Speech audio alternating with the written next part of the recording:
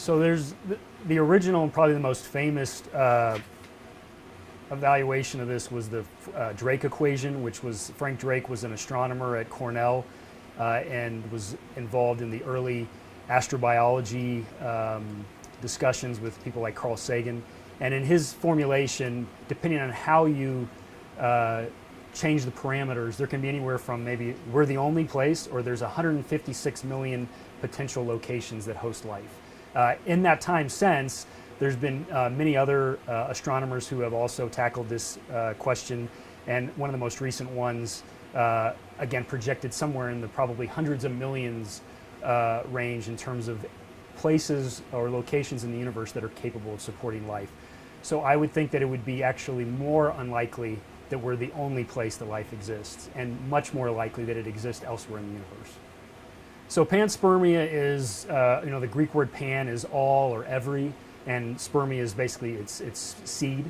And the idea is that life formed relatively early in the formation of the universe, and that it's thus kind of abundant, and it's passed through the universe by way of meteoroids and asteroids and comets and those things.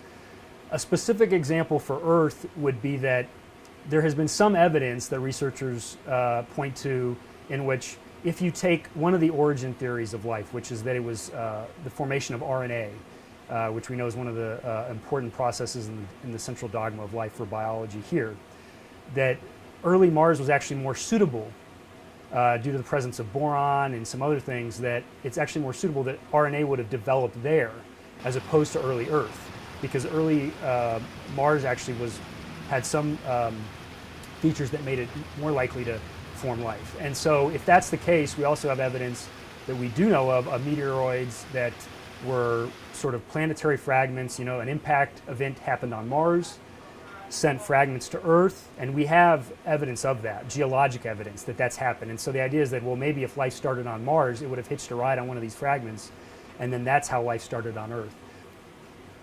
So existence is an interesting idea because you really have to ask, what would life be doing? There are several components to what involves a life cycle, for instance.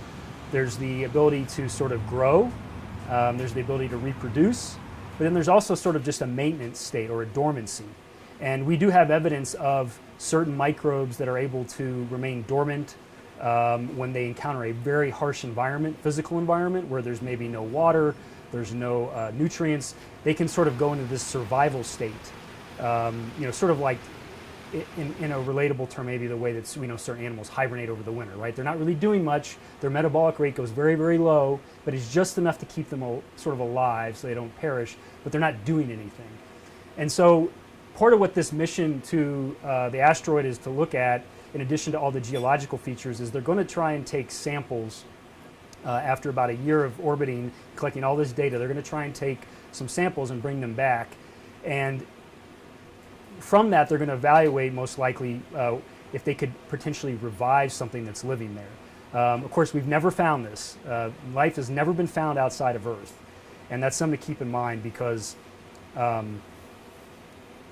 we base all of what we know about life on what we see here on Earth. So if you kind of follow back the origins of life, we all have one ancestor, essentially. That's the accepted hypothesis right now. It's called the last universal common ancestor, or LUCA. And that gave rise to bacteria and archaea and eukaryotes, of which humans are eukarya. So it's possible that life is actually in a dormant state on one of these asteroids or meteoroids or comets. It's likely that it's too harsh of an environment for it actually to really be active, right? In other words, to be self-replicating and reproducing. And so you would think, again, that if they came to life, or life was generated somewhere, it would be on a bigger object like a planet or a moon.